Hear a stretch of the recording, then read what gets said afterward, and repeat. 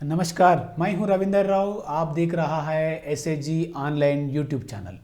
दोस्तों, अभी तक आप में से कोई हमारा चैनल को सब्सक्राइब नहीं किया है तो तुरंत आप सब्सक्राइब करिएगा और आप हमारा वीडियोस को शेयर करते रहिए और लाइक करते रहिए।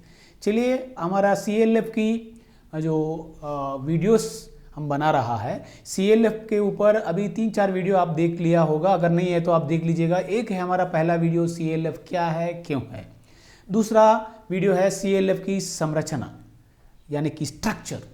थर्ड वीडियो हमने बनाया है कि सीएलएफ गठन प्रक्रिया यानी कि फॉर्मेशन प्रोसेस। और दूसरा वीडियो हमने बनाया है कि सीएलएफ कार्यकारिणी समिति का भूमिका एवं जिम्मेदारियां।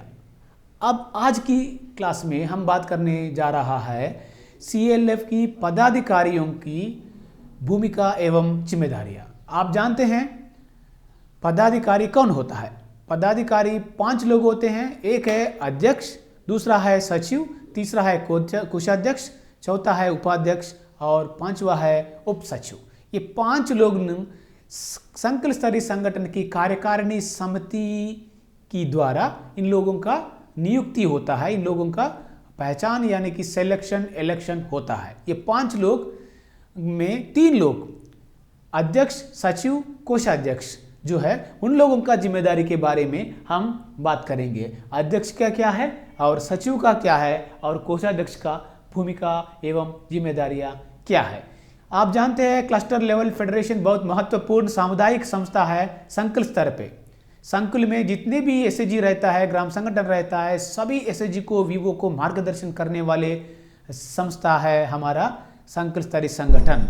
ये है एक माँ जैसा काम करने वाला संस्था है और एक छत जैसा काम करने वाले संस्था है। इसीलिए मतलब दो नीचे रहने वाले ग्राम संगठन और एसएजी को बहुत बढ़िया तरीका से सेवा और मदद और मार्गदर्शन करते रहना चाहिए। इनकी नेतृत्व जो करते हैं अध्यक्ष जी। पहला हम ये देखेंगे ये अध्यक्ष जी का जिम्मेदारी एवं भूमिका क्या होता है। सीएलएफ ईसी और जीबी बैठकों की अध्यक्षता करना सीएलएफ की अध्यक्ष जी का पहला जिम्मेदारी है। सीएलएफ में होने वाले हर तरह की बैठक की अध्यक्षता करना जरूरी है। सीएलएफ की दौरान सीएलएफ में होने वाले सभी बैठकों में सीएलएफ की बैठक की अध्यक्षता करना एक जिम्मेदारी है। और खास करके जो बहुत महत्वपूर्ण बैठकें होता है सीएलएफ की में, वो है कार्यकारिणी समिति का बैठक। महीने में 2 बार होता है, नहीं तो 1 बार तो जरूर होता है। और सालाना 2 बार आम सभा बैठक होता है, उसका भी। ये दोनों बैठकों का अध्यक्षता करना, जीबी का, ईसी का और विशेष बैठकों का, और कोई भी बैठक होता है सीएलएफ के दौरान, उन सभी बैठकों का अध्यक्षता करना अध्यक्ष जी का जिम्मेदारी है। ठीक है। दूसरा जिम्मेदारी है सदस्यों के सहभागिता से एजेंडा तैयार करना और बैठक की संचालन करना। जितने भी बैठकों को अध्यक्षता करते हैं, सभी बैठकों में जो हाजिर होते हैं, जो कार्यकारिणी समिति यानी कि आम सभा की सदस्य यानी कि कोई भी उपस्थित सदस्य है, उन लोगों की सहभागिता से बैठक की एजेंडा तैयार करना और वो एजेंडा को एक बढ़िया तरीका से संचालन करना बैठक को, और हर एक मुद्दे के ऊपर सभी का सहभागिता से चर्चा, निर्णय और समीक्षा वगैरह आदि विषय करते हुए बैठकों को सही संचालन करना भी अध्यक्ष जी का एक जिम्मेदारी है, दूसरा जिम्मेदारी है। तीसरा जिम्मेदारी ये रहता है सीएलएफ ईसी द्वारा लिए गए निर्णयों के क्रियान्वयन करने के लिए जिम्मेदार होता है। न सिर्फ बैठकों में अध्यक्षता करना और एजेंडा तैयार करवाना और उसके ऊपर चर्चा करना, निर्णय लेना, इतना ही नहीं है। जिन चीज़ों के बारे में चर्चा करके कार्यकारिणी समिति या आम सभा निर्णय लेते हैं, वो सभी निर्णयों को जमीन स्तर पर, धरातल पर क्रियान्वयन करवाने का जिम्मेदारी, मतलब वो अमल होना जैसा उसका निगरानी करना, उसका समीक्षा करना, उसका मदद करना, ये अध्यक्ष जी का तीसरा जिम्मेदारी बनता है। चौथा जिम्मेदारी है रिकॉर्ड और सीएलएफ संपत्ति की सुरक्षित हिरासत के लिए संरक्षक के रूप में कार्य करना। फिर से सुनिए, रिकॉर्ड्स मतलब हमारा संकल्पशाली संगठन में कई सारे रिकॉर्ड दस्तावेज रहता है, अलग अलग चीज़ों को उसमें हम लिखते हैं, ठीक है। वित्तीय या गैर वित्तीय या हर एक तरह की काम जो सीएलएफ में होता है, सभी काम कहीं ना कहीं कोई ना कोई दस्तावेज में, कोई ना कोई पुस्तक में लिखना, डॉक्यूमेंट करना, प्रलेखन करना जरूरी है। वो करवाना और उन रिकॉर्डों को मतलब वो रिकॉर्डों को सुरक्षित हिरासत में, मतलब कोई 6 महीने के बाद ये ना बोले कि वो फलाना पुस्तक नहीं मिल रहा है, रोकड़बाई नहीं मिल रहा है, नहीं तो कोई प्रॉमिसरी नोट नहीं मिल रहा है, ऐसा ना बोलना। इसका मतलब एक सुरक्षित हिरासत में, सेफ कस्टडी बोला जाता है अंग्रेजी में, उसको सेफ कस्टडी यानी सुरक्षित, सारे पुस्तक को सुरक्षित तरीके से रखने की जिम्मेदारी है। और जो भी संपत्ति है संकुल स्तरीय संगठन में, अलमीरा हो, फैन हो या मतलब दरी हो, फर्नीचर हो, जो भी संपत्ति, कंप्यूटर वगैरह आदि चीज़ें हो, सारे संपत्ति को भी निगरानी रखते हुए उसको भी सुरक्षित रखना इसका जिम्मेदारी होता है। और चौथा जिम्मेदारी है, पांचवा जिम्मेदारी है बैंक लेन देन के लिए पहले हस्ताक्षर कर्ता के रूप में कार्य करना। आप जानते हैं हमारा संकुल स्तरीय संगठन बनने के बाद संकुल स्तरीय संगठन के नाम से नजदीकी बैंक में खाता खोला जाता है, जिसके दौरान पूरा वित्तीय लेन देन होता रहता है। और लेकिन वित्तीय लेन देन करने का हकदार हम 3 लोगों को देना चाहिए। वो 3 हैं अध्यक्ष, सचिव, कोषाध्यक्ष। उसमें पहला प्रथम हस्ताक्षरकर्ता अध्यक्ष जी होता है, ठीक है। हम तीनों में कोई 2 साइन करने से भी चेक पास हो जाएगा, लेकिन वो 2 में पहला नंबर अध्यक्ष जी है। अध्यक्ष के साथ कोषाध्यक्ष भी साइन कर सकते, अध्यक्ष के साथ सचिव भी साइन कर सकते, लेकिन बिना अध्यक्ष का साइन वो चेक नहीं चलेगा। इसलिए पहला हस्ताक्षर कर्ता जैसा काम करना चाहिए, ये एक जिम्मेदारी है।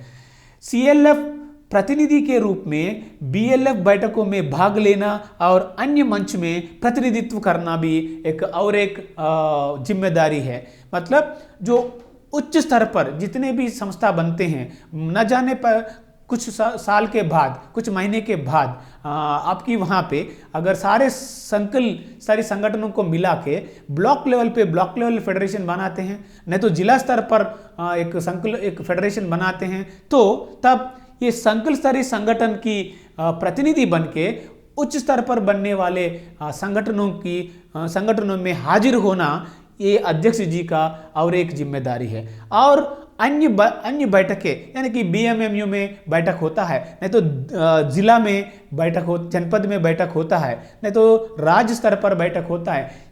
कहीं पे भी अगर अलग अलग विभागों में भी बैठक में संकुल स्तरीय संगठन को बुलावा आता है, तो संकुल स्तरीय संगठन की प्रतिनिधि जैसा अध्यक्ष जी वहाँ उन सभी बैठकों में हाजिर होना जरूरी है। ये है संकुल स्तरीय संगठन की अध्यक्ष जी की मुख्य भूमिका एवं जिम्मेदारी। इसके अलावा कई सारे रहेगा, लेकिन ये जो जितने भी पॉइंट्स हमें बताए हैं, ये 6 बिंदु जरूर उनका जिम्मेदारी में रहना चाहिए, समझना चाहिए, करना चाहिए। ठीक है, अभी आगे बढ़ते हैं और हमारा नजर डालते हैं कि सचिव का जिम्मेदारी क्या होता है। सीएलएफ सदस्यों की सीएलएफ जीबी और ईसी की बैठक की तारीखों के बारे में सूचित करना और आयोजन करना, यानी कि जो सचिव जो है अध्यक्ष जी के बाद उतना ही प्राथमिकता सचिव जी को मिलता है, ठीक है। तो इसीलिए इनको अंग्रेजी में जनरल सेक्रेटरी बोला जाता है। ये अध्यक्ष जी से कभी कम जैसा नहीं देखना चाहिए, वो उतना ही महत्वपूर्ण व्यक्ति है। इसीलिए इनका जिम्मेदारी देखा है तो जो जीबी मीटिंग होता है क्लस्टर में और ईसी मीटिंग होता है, वो मीटिंगों का तारीखों को सूचित कराना सदस्यों को, जो कार्यकारिणी समिति सदस्य उन लोगों को सूचित कराना। अगर जीबी मीटिंग करेंगे तो जीबी सदस्यों को सूचित करवाना और वो मीटिंग संचालन के लिए सारे तैयारियां करना, मतलब मीटिंग का जानकारी देना सदस्यों को, और वो मीटिंग का आयोजन करना, मतलब मीटिंग का आयोजन करना भी सचिव जी का एक जिम्मेदारी है। दूसरा, सीएलएफ जीबी ईसी बैठकों के लिए आवश्यक व्यवस्था करना, ये सचिव का दूसरा जिम्मेदारी होता है। तो सीएलएफ में ईसी बैठक होता है 15 दिन में एक बार, और कभी कभी बीच में विशेष बैठक होता है, 6 माह में एक बार आम सभा बैठक होता है। तो सभी बैठकों का सूचना देना और उसके साथ साथ वहाँ बैठने का व्यवस्था और खाना पीना जो भी हो सकता है वहाँ पे सारे दस्तावेज, सारे मुद्दा, सभी चीज़ तैयारी करना, व्यवस्था, सभी व्यवस्था करना सचिव जी का जिम्मेदारी होता है। और तीसरा जिम्मेदारी सीएलएफ का उचित रिकॉर्ड रखना, मतलब सुनिश्चित करना। सीएलएफ में अलग अलग तरीके की काम होता रहता है, सारे काम को प्रलेखन करने का, एक सिस्टमैटिकली सारे चीज़ों को पुस्तक में लिखवाना इसका जिम्मेदारी होता है। और उसको जो लिख रहा है नहीं लिख रहा है, पुस्तक लाके देना ही काम नहीं है, दिलवाना ही काम नहीं है। जो पुस्तक दिलवाया है वो सारे पुस्तकों में सारे चीज जो जो लिखना चाहिए वो सब लिख रहा है नहीं लिख रहा है, लिखने जैसा ये देखना इसका जिम्मेदारी होता है। ठीक है, अगर कोई ना लिखे तो उसका मॉनिटरिंग करना सचिव जी का जिम्मेदारी बनता है। और चौथा, सीएलएफ अध्यक्ष और उपाध्यक्ष की अनुपस्थिति में सीएलएफ ईसी बैठकों की अध्यक्षता करना। अगर अध्यक्ष जी कभी कभी कोई कारणवश बैठक में नहीं आ पाते हैं तो उपाध्यक्ष जी उसका अध्यक्षता करते हैं। अगर कोई कारणवश उपाध्यक्ष जी भी नहीं आ पाए हैं तब उस बैठक की अध्यक्षता सचिव जी करना चाहिए।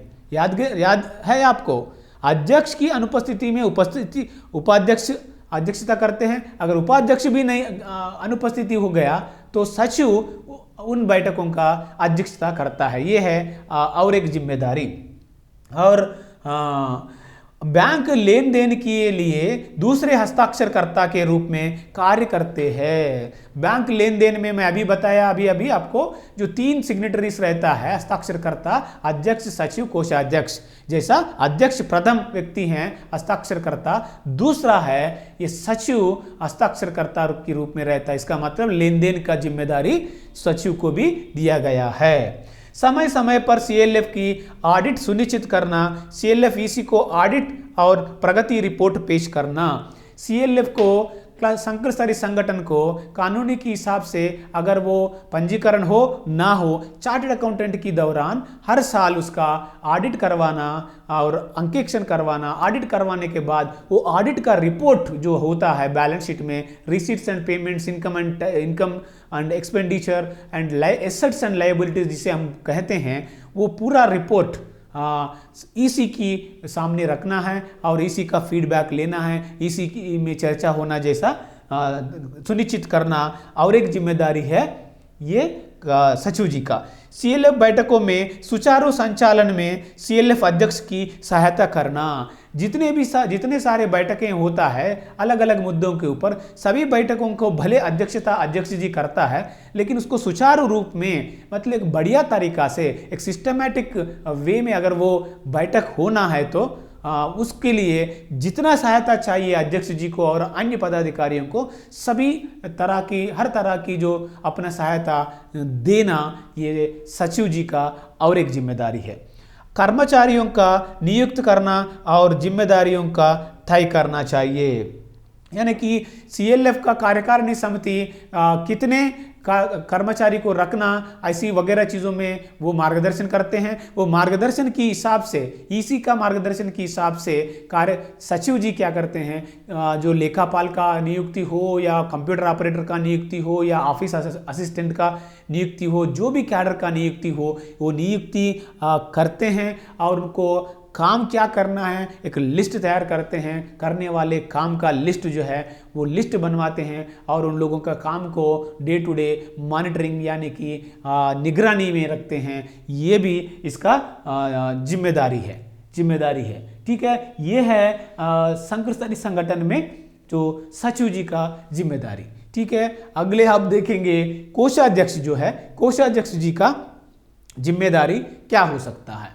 जो कोषाध्यक्ष का जिम्मेदारी, पहला जिम्मेदारी है जुर्माना, ऋण की किस्त और अन्य सभी वित्तीय लेन देन के लिए रसीद प्राप्त करने और व्यवस्थित करने के लिए जिम्मेदार होना चाहिए। आपको पता है कोई भी हमारा बैठक होता है, बैठक में वित्तीय लेन देन होता है। वित्तीय लेन देन में कभी पैसा CLF देना पड़ता है, कभी पैसा CLF लेना पड़ता है। जो लेन है, जो देन है, प्राप्ति हो या भुगतान हो, उसके लिए रसीद और वाउचर, ठीक है, इसके बारे में आपको पता है। रसीद और वाउचर दिलवाना इसका जिम्मेदारी है। और हाँ, ये लेन देन रसीद का प्राप्त करना और व्यवस्थित करने के लिए जिम्मेदार होना चाहिए। मतलब अगर हम किसी पैसा खर्च करेंगे तो वाउचर, अगर किसी से पैसा लिए तो रसीद देना जरूरी है, ये जरूर ये देखना चाहिए। और जुर्माना हो, यानी कि कभी कभी फंड यानी कि कोई लेट से आए, कोई पैसा सही से समय पे नहीं दिए तो उन लोगों के ऊपर जुर्माना डालते हैं। और ऋण का किस्त का वापसी हो या ब्याज का वापसी हो या बचत की वापसी हो, जो भी वापसी पैसा, जो भी लेन हो, जो भी देन हो, प्राप्ति हो, भुगतान हो, उन लोगों के लिए रसीद और वाउचर दिलवाना की जिम्मेदारी कोषाध्यक्ष जी का। और सभी बैंक लेन देन के रखरखाव के लिए जिम्मेदार होता है। यानी कि बैंक ट्रांजैक्शन होता है जो अकाउंट से हमारा कभी पैसा डालते हैं, निकासी करते हैं, मतलब बैंक BRS बोला जाता है, बैंक रिकंसिलिएशन करना पड़ता है कि हर एक महीना हम कितना चेक दिया है, कितना DD, कितना पैसा आया है, कितना पैसा गया है, वो सारी चीज़ों के बारे में हमारा पुस्तक और हमारा जो बैंक खाता की जो अनुसंधान करते हैं, मतलब दोनों में से एक जैसा है या नहीं है, उसका देखभाल करना इसका जिम्मेदारी है। वो खाता का सही संचालन करना, जैसा उसका सही से रखरखाव करना इसका दूसरा जिम्मेदारी है। CLF अकाउंटेंट का माध्यम से प्राप्तियों और भुगतान विवरण, अन्य आय और व्यय विवरण तैयार करके CLF EC बैठक में पेश करना। मतलब हर महीने जो बैठक होता है, कार्यकारिणी समिति बैठक में, जो CLF में एक लेखापाल रहता है, वो लेखापाल को आदेश देके लेखापाल की सहायता से हर महीना जो गए सो महीना, मतलब पिछले महीने का जो प्राप्ति, भुगतान, आय और व्यय का दोनों स्टेटमेंट बना के CLF की बैठक में कार्यकारिणी समिति लोगों को एक एक पेपर जिराक्स करवा के उन लोगों को हर वीवो को देना चाहिए और उसके ऊपर चर्चा भी करवाना चाहिए। और उसमें कोई उन लोगों को संशय रहता है, डाउट रहता है, उसको क्लैरिफाई करने वाले जिम्मेदारी भी इसको रहता है। और नेक्स्ट है वैधानिक लेखा परीक्षा का सहयोग करना। हर साल में जो स्टैट्यूटरी ऑडिट बोला जाता है, अगर पंजीकरण हो जाए तो जरूर हम वैधानिक तरीका से लेखापाल को, यानी कि चार्टर्ड अकाउंटेंट का सेवा लेते हुए संकुल स्तरीय संगठन का एनुअल ऑडिट करवाना पड़ता है। वो एनुअल ऑडिटर करने में उनको सारे चीज़ों के बारे में विषय समझाना चाहिए, बताना चाहिए, सभी समाचार उनको देना चाहिए, ऑडिट अच्छी तरीका से कंप्लीट होना जैसा सहायता करना, और वो ऑफिस में रह के ऑडिट कंप्लीट करवाना कोषाध्यक्ष का जिम्मेदारी बनता है।